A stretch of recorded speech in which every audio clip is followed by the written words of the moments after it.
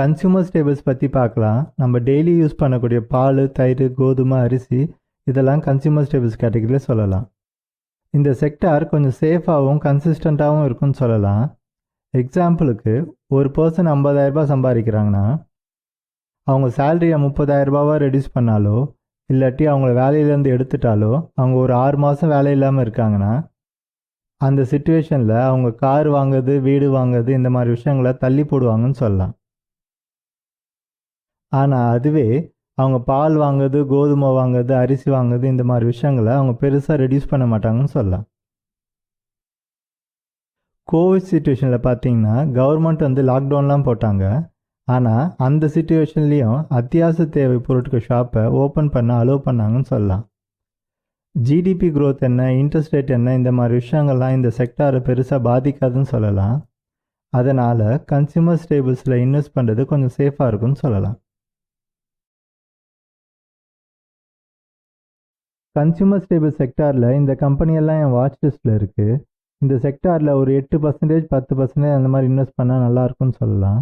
அதை ஒரே கம்பெனியில் இன்வெஸ்ட் பண்ணாமல் இந்த மாதிரி ஒரு 4-5 கம்பெனியில் இன்வெஸ்ட் பண்ணால் பெட்டராக இருக்குன்னு சொல்லலாம். இந்த லிஸ்ட் என்ன, இந்த தீம்ஸ் என்னன்ற பற்றி நான் சில விஷயங்கள் எக்ஸ்பிளைன் பண்ணுறேன்.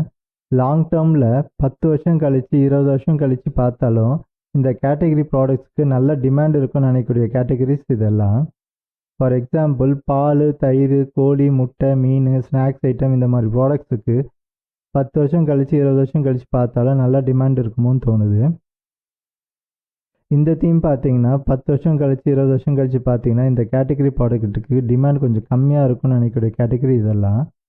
மக்கள்லாம் கொஞ்சம் ஹெல்த் கான்ஷியஸாக இருக்காங்க. அதனால் ஆயில், சுகரு, டுபாக்கோ, லிக்கர் இந்த மாதிரி ப்ராடக்ட்ஸுக்கு ஃப்யூச்சரில் டிமாண்ட் கம்மியாக இருக்குமோன்னு தோணுது.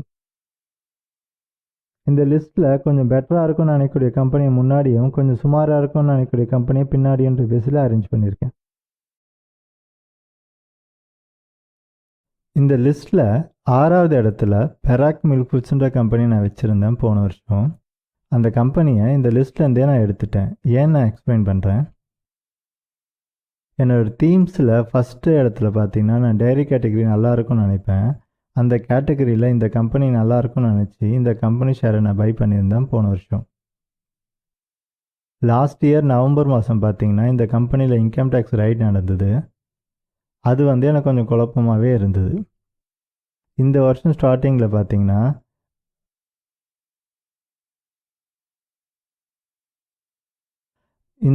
ஜனவரி மாதம் ஸ்டார்டிங்கில் பார்த்தீங்கன்னா சிஎஃப்ஓ ரிசைன் பண்ணாங்க இந்த கம்பெனியில்.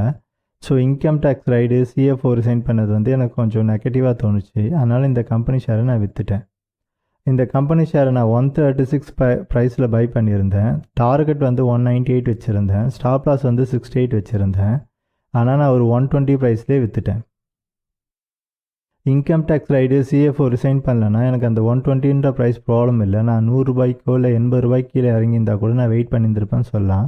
ஆனால் இந்த நியூஸ் நெகட்டிவாக இருந்தது. நான் இந்த மாதிரி நடக்கும்னு நான் எதிர்பார்க்கல. நான் நினச்ச மாதிரி இல்லாத காரணத்தினால இந்த கம்பெனியை நான் விற்றுட்டேன்.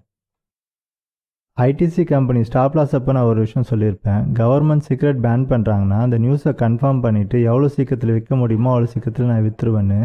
130 ஸ்டாப் லாஸ் ப்ரைஸ் வரைக்கும் நான் ஐடிசியை வச்சுருக்க மாட்டேன் அப்படின்னு சொல்லியிருந்தேன். அந்த மாதிரி இந்த கம்பெனிக்கு நான் ஸ்டாப் லாஸ் 68 வச்சுருந்தேன். ஆனால் அந்த ப்ரைஸ் வரைக்கும் நான் வெயிட் பண்ணாமல் 120லேயே விற்றுட்டேன்.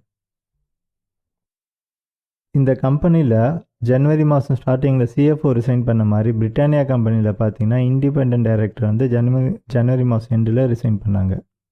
ஆனால் அந்த கம்பெனியில் பார்த்தீங்கன்னா அவங்க என்ன சொன்னாங்கன்னா, கம்பெனியில் எந்த ப்ராப்ளமும் இல்லை, எனக்கு பிப்ரவரி மாதத்துலேருந்து ஒரு ஃபுல் டைம் ஜாப் கிடைக்குது, அதனால் அந்த பிஸ்னஸ்லையும் கான்சென்ட்ரேட் பண்ணிக்கணும், இந்த பிஸ்னஸ்லையும் கான்சென்ட்ரேட் பண்ணுறது எனக்கு கொஞ்சம் கஷ்டமாக இருக்கும், அதனால் இந்த கம்பெனிலேருந்து நான் ரிசைன் பண்ணுறேன் அப்படின்னு சொன்னாங்க.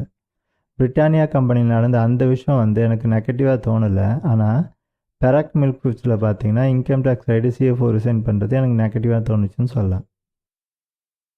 paragmilk ஃபுட்ஸ்ன்ற கம்பெனி பார்த்தீங்கன்னா என்னோடய லிஸ்ட்டில் 6வது இடத்துல வச்சுருந்ததை நான் இந்த லிஸ்ட்லேருந்தே எடுத்துட்டேன்.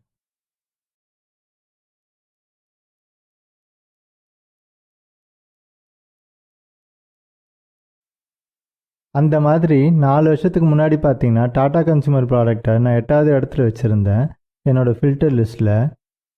8வது இடத்துலேருந்து நான் அந்த கம்பெனி ஸ்ட்ரைட்டாக 1வது இடத்துக்கு மாற்றினேன். அந்த கம்பெனியில் 3% இன்வெஸ்ட் பண்ணால் கூட நல்லா இருக்கும்னு நினச்சேன். ஏன்னு நான் எக்ஸ்பிளைன் பண்ணுறேன். 2018 டாடா குரூப் சேர்மன் பார்த்தீங்கன்னா, இந்த கம்பெனி ப்ராடக்ட்டுக்கு இந்தியாவில் growth and ஸ்கேல் இன்க்ரீஸ் பண்ணுறதுல நாங்கள் கவனம் செலுத்துகிறோம் அப்படின்னு சொன்னாங்க. அந்த மாதிரி 2020 பார்த்தீங்கன்னா டாடா குரூப் சேர்மன் என்ன சொன்னாங்கன்னா, நாங்கள் ஃபுல் ஃப்ளெஜ்டு எஃப்எம்சி பிளேயராக மாற முயற்சி பண்ணுறோம் அப்படின்னு சொன்னாங்க. இதனால் நான் என்ன நினச்சேன்னா, அவங்க நிறைய நியூ ப்ராடக்ட்ஸ் லான்ச் பண்ணுவாங்க. அது மூலிமா அவங்க சேல்ஸ் க்ரோத் இன்க்ரீஸ் ஆகும், ப்ராஃபிட் க்ரோத் இன்க்ரீஸ் ஆகும். இதனால் இந்த கம்பெனியில் இன்வெஸ்ட் பண்ணால் நல்லாயிருக்கும்னு நான் நினச்சேன். ஆனால் 2 வருஷம் கழித்து பார்த்தீங்கன்னா, அவங்க பெருசாக எந்த ப்ராடக்ட்டும் லான்ச் பண்ணல. பருப்பு இந்த மாதிரி சில ப்ராடக்ட்ஸ் தான் லான்ச் பண்ணாங்கன்னு சொல்லலாம். ஆனால் நான் பார்த்தீங்கன்னா, அவங்க soap, shampoo, hand wash, biscuit இந்த மாதிரி நிறைய கேட்டகரியில் ப்ராடக்ட் லான்ச் பண்ணாங்கன்னு நான் எதிர்பார்த்தேன். நான் எதிர்பார்த்த அளவுக்கு அவங்க ப்ராடக்ட் லான்ச் பண்ணல. கம்மியான சில ப்ராடக்ட்ஸ் தான் லான்ச் பண்ணாங்க. அதனால் இந்த கம்பெனியை நான் 1வது இடத்துலேருந்து 3வது இடத்துக்கு மாற்றிட்டேன்னு சொல்லலாம். 3% இன்வெஸ்ட் பண்ணலாம்னு நினச்சதை 2% ரெடியூஸ் பண்ணிட்டேன்னு சொல்லுவேன். போன வருஷம் பார்த்தீங்கன்னா 3வது இடத்துல இருந்ததை நான் இன்னுமே கம்மி பண்ணி 8வது இடத்துக்கு மாற்றலாம்னு நினச்சேன். ஏன்னா நான் எதிர்பார்த்த மாதிரி அவங்க பெருசாக எந்த ப்ராடக்ட்டும் லான்ச் பண்ணல. ஆனால் ரீசெண்டாக பார்த்தீங்கன்னா அவங்க நூடுல்ஸ் லான்ச் பண்ணாங்க. அது நான் கொஞ்சம் நல்லாயிருக்கும்னு நினச்சேன். ஆனால் நூடுல்ஸே பார்த்தீங்கன்னா 280 கிராம் 99 ரூபா ப்ரைஸில் லான்ச் பண்ணாங்க. அதுக்கு பதிலாக அவங்க 70 கிராம் 25 ரூபா ப்ரைஸில் லான்ச் பண்ணியிருந்தா கூட நல்லா இருக்குமோன்னு தோணுச்சுன்னு சொல்லலாம். ஏன்னா கம்பேரிசனில் மேகி நூடுல்ஸோ இல்லை இப்பி நூடுல்ஸோ பார்த்தீங்கன்னா 15 ரூபாய்க்கு கீழெல்லாம் இருக்குது. அதை கம்பேர் பண்ணும்போது டாடா கியூ நூடுல்ஸோட ப்ரைஸ் அதிகமாக இருக்க மாதிரி தோணுது. 5 வருஷம் கழித்து 10 வருஷம் கழித்து இந்த நூடுல்ஸ்க்கு எவ்வளோ டிமாண்ட் இருக்குன்னு நினைக்கும் போது என்னோடய எதிர்பார்ப்பு கொஞ்சம் கம்மியாக இருக்குன்னு சொல்லலாம். இருந்தாலும் அவங்களோட சேல்ஸ் க்ரோத், ப்ராஃபிட் க்ரோத் நல்லா இருக்கிறதுனால இப்போயும் நான் 3வது இடத்துல வச்சுருக்கேன். இந்த மாதிரி இந்த லிஸ்ட்டில் இருக்கிற ஒரு கம்பெனியை நான் கீழே ரெடியூஸ் பண்ணுறது, மேலே இன்க்ரீஸ் பண்ணுறது, அந்த மாதிரி மாற்றுவேன்னு சொல்லலாம். டாடா குரூப்லேயே பார்த்தீங்கன்னா இன்னொரு கம்பெனி இருக்குது. க்ளோத்திங் செக்டரில் ட்ரெண்ட்னு ஒரு கம்பெனி. இந்த கம்பெனியில் நான் ஒரு ஜீன்ஸ் பேண்ட் வாங்கினேன் 399 ரூபாய்க்கு. இந்த ப்ரைஸுக்கு அந்த பேண்ட் ஒர்த்தோன்னு தோணுது. எனக்கு பிடிச்சிருக்கு. மற்றவங்களுக்கும் இந்த மாதிரி பிடிக்கிறதுக்கான வாய்ப்பு இருக்குன்னு சொல்லலாம். 99 ரூபா சொல்லக்கூடிய நூடுல்ஸை விட 399 ரூபா சொல்லக்கூடிய ஜீன்ஸ் பேண்ட்டுக்கு டிமாண்ட் அதிகமாக இருக்கிறதுக்கான வாய்ப்பு இருக்குன்னு தோணுது.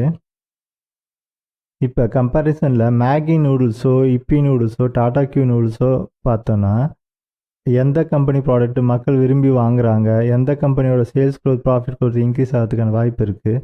இந்த மாதிரி சில விஷயங்களை கம்பேர் பண்ணி எந்த கம்பெனியோட பர்ஃபார்மன்ஸ் பெட்டராக இருக்கிறதுக்கான வாய்ப்பு இருக்குன்னு நம்ம கெஸ் பண்ணலாம்.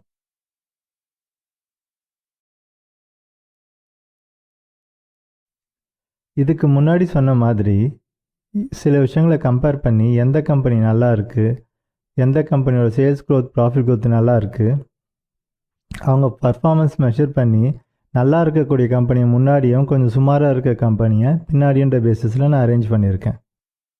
இந்த கம்பெனிலாம் நான் நல்லா இருக்கும்னு நினைக்கிறேன். எந்த அடிப்படையில்னா அவங்க சேல்ஸ் க்ரோத், ப்ராஃபிட் க்ரோத் நல்லா இருக்குது. அது மட்டும் இல்லாமல் அந்த கம்பெனியோட ப்ராடக்ட்ஸ் கேட்டகரிக்கு ஃப்யூச்சரில் நல்லா டிமாண்ட் இருக்குன்னு நான் எதிர்பார்க்குறேன். பிரிட்டானியா மற்றும் இந்துஸ்தான் யூனிலிவர் பார்த்தீங்கன்னா கடந்த 10 வருஷமாக அவங்க சேல்ஸ் க்ரோத் 10% கிட்ட இருக்குது. அவங்க சேல்ஸ் க்ரோத் ரொம்ப கன்சிஸ்டண்ட்டாக இருக்குன்னு சொல்லலாம். கோத்ரேஜ் அக்ரேட் கம்பெனியோட சேல்ஸ் க்ரோத் பார்த்தீங்கன்னா கிட்டத்தட்ட 15% கிட்ட இருக்குது. அது மட்டும் இல்லாமல் என்னோடய தீம்ஸில் பார்த்தீங்கன்னா நான் ஃபஸ்ட்டு 3 இடத்துல dairy category, non veg category, animal fish category வச்சுருப்பேன். இந்த கம்பெனி இந்த 3 கேட்டகரிலையும் இருக்காங்க. அது எனக்கு கொஞ்சம் நல்லா இருக்குமோன்னு தோணுது. அவந்தி ஃபிஷ் பார்த்தீங்கன்னா நான்வெஜ் கேட்டகரியில், அனிமல் ஃபிஷ் கேட்டகரிலையும் இருக்காங்க. அவங்களோட சேல்ஸ் க்ரோத் பார்த்தீங்கன்னா 10%க்கு மேலே இருக்குது. ஜைடஸ் வெல்னஸ் பார்த்தீங்கன்னா அவங்களோட சேல்ஸ் க்ரோத், ப்ராஃபிட் க்ரோத் ரெண்டுமே 10%க்கு மேலே இருக்குது.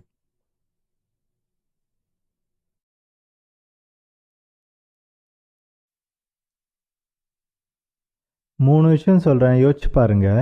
ஜென்ரலாக கம்பெனி ஷேர் ப்ரைஸ் 30%, 40% இன்க்ரீஸ் ஆச்சுன்னா அது ஒரு நல்ல ப்ராஃபிட் சொல்லிட்டு நான் வித்துறேன்னு சொல்லுவேன். நிறைய இடங்களில் என்னோடய ப்ராஃபிட் புக்கிங் பர்சன்டேஜ் பார்த்தீங்கன்னா 50% கீழே தான் இருக்கும். சில இடங்களில் மட்டும்தான் நான் 50% ப்ராஃபிட் வந்தாலும் ஹோல்டு பண்ணுறேன்னு சொல்லுவேன். அந்த சில இடங்கள் பார்த்தீங்கன்னா ஃபார் எக்ஸாம்பிள் பிரிட்டானியா கம்பெனி பார்த்தீங்கன்னா 2010லேருந்து 2011 அவங்க ப்ராஃபிட் க்ரோத் பார்த்தீங்கன்னா 30%ல் இருக்குது. 2012 பார்த்தீங்கன்னா அவங்க ப்ராஃபிட் க்ரோத் 50% இருக்குது. கடந்த 10 வருஷமாக பார்த்தீங்கன்னா அவங்க ப்ராஃபிட் க்ரோத் வந்து 30% அந்த ரேஞ்சில் இருக்குது. ரொம்ப சில கம்பெனிஸ் தான் இந்த மாதிரி 30% ப்ராஃபிட் க்ரோத்தில் இருக்கும். அந்த மாதிரி கம்பெனிஸை நான் விற்காமல் ஹோல்டு பண்ணுறேன்னு சொல்லுவேன். 2010 பிரிட்டானியா கம்பெனி ஷேர் ப்ரைஸ் பார்த்தீங்கன்னா 80 ரூபாயில் இருந்தது. இப்போ பார்த்தீங்கன்னா 3300 ரூபாயில் இருக்குது. கிட்டத்தட்ட 40 மடங்கு ப்ராஃபிட் சொல்லலாம். எல்லா கம்பெனியும் இந்த மாதிரி இன்க்ரீஸ் ஆகாது. பிரிட்டானியா கம்பெனியை 10 வருஷம் கழித்து இந்த மாதிரி இன்க்ரீஸ் ஆகுமான்றது நம்ம வெயிட் பண்ணி தான் பார்க்கணும். இப்போ 5 கம்பெனியில் இன்வெஸ்ட் பண்ணுறோன்னா அதில் ஒரு கம்பெனி வந்து 30% க்ரோத்தில் இருக்கும், ஒரு கம்பெனி 20% க்ரோத்தில் இருக்கும். அந்த மாதிரி ப்ரெடிக்ட் பண்ணுறது நம்மளுக்கு அவ்வளோ ஈஸியான விஷயமா இருக்காது. 5 கம்பெனியில் இன்வெஸ்ட் பண்ணுறோன்னா அதில் ஒரு கம்பெனி ஒரு வருஷம் கழித்து 30% ப்ராஃபிட் க்ரோத்தில் இருக்குது, அந்த கம்பெனியோட ஷேர் ப்ரைஸ் 50% இன்க்ரீஸ் ஆகிருக்குன்னா ஒரு வருஷத்தில் 50% ப்ராஃபிட்ன்றது ஒரு நல்ல ப்ராஃபிட் தான். பட் இருந்தாலும் 30% ப்ராஃபிட் க்ரோத்தில் இருக்க கம்பெனி ரொம்ப சில கம்பெனிஸ் தான். அந்த கம்பெனியை நான் விற்காமல் ஹோல்டு பண்ணுறேன்னு சொல்லுவேன். ரெண்டாவது, ஸ்டாப் லாஸை விட நான் போர்ட்ஃபோலியோ அலோகேஷனுக்கு தான் அதிக இம்பார்ட்டன்ஸ் கொடுப்பேன்னு சொல்லலாம். எக்ஸாம்பிளுக்கு கன்சியூமர் ஸ்டேபிள்ஸில் நான் ஒரே கம்பெனியில் இன்வெஸ்ட் பண்ணுறதுக்கு பதிலாக 5-6 கம்பெனியை சூஸ் பண்ணியிருப்பேன்னு சொல்லலாம். இதனால் என்னென்னா, இப்போ 5-6 கம்பெனியில் இன்வெஸ்ட் பண்ணுறேன்னா அதில் ஒரு கம்பெனி ஷேர் ப்ரைஸ் இறங்குதுன்னா அதனால் வரக்கூடிய லாஸு ஓவரால் போர்ட்ஃபோலியோ கம்மியாக இருக்குன்னு சொல்லலாம். மூணாவது, இப்போ 5-6 கம்பெனியில் நம்ம இன்வெஸ்ட் பண்ணுறோம், அதில் ஒரு கம்பெனி ஷேர் ப்ரைஸ் இறங்குதுன்னா அந்த கம்பெனியில் ப்ராப்ளம் இருக்கா இல்லையான்னு தெரியாமல் அதிலேயே திரும்ப இன்வெஸ்ட் பண்ணுறதுக்கு பதிலாக என்னோடய ஃபில்டர் லிஸ்ட்டில் இருக்கக்கூடிய மீதி இருக்க 16 கம்பெனியில் எந்த கம்பெனி நல்லா இருக்குன்னு பார்த்து அந்த கம்பெனியில் இன்வெஸ்ட் பண்ணுறேன்னு சொல்லுவேன். இது மூலிமா ஒரே கம்பெனியில் நான் இன்வெஸ்ட் பண்ணுற அமௌண்ட் கம்மின்றதுனால எனக்கு அது மூலிமா வரக்கூடிய லாஸும் கம்மியாக இருக்கும்னு சொல்லலாம். என்னோடய வாட்ச் லிஸ்ட்டில் இருக்க கம்பெனி டீட்டெயில்ஸில் டிஸ்கிரிப்ஷனில் ஷேர் பண்ணுறேன்.